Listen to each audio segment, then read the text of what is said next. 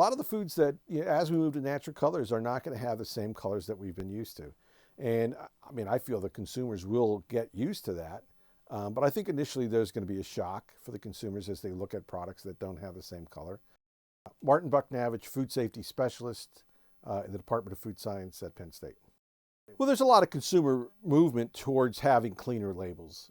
People want to have labels that they can read the ingredients and know what's in there. And I think that's a big part of the push moving towards that, from a consumer perspective.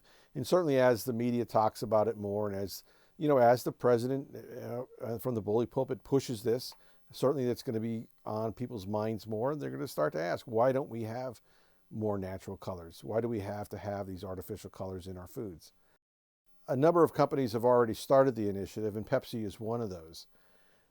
One of the challenges, of course, as they do this is the fact that there's not any great colors out there, natural colors that exist. And so there's a lot of research and development that has to be done, as well as looking at whether consumers are going to accept having colors that are perhaps a little bit more muted.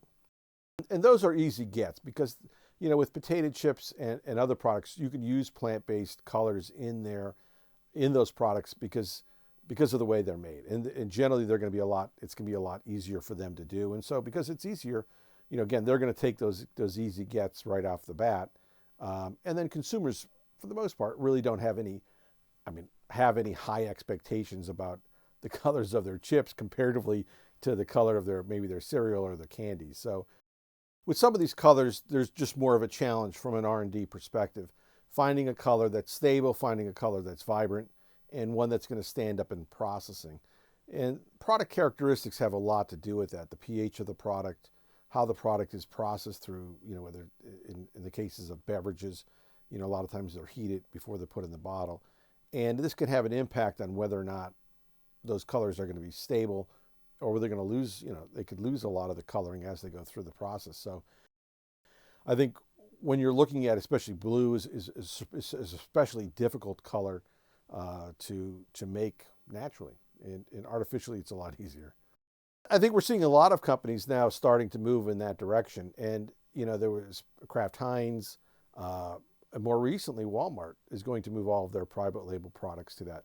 I think as you start to see more of these major companies making this initiative to move into natural colors, there's going to be more of a push from those people who develop the colors to develop new natural colors. And so hopefully as time goes on, as the research is done, we're going to start to see some of these colors returning, maybe not the same way that we had expected, but to some degree those colors will be there.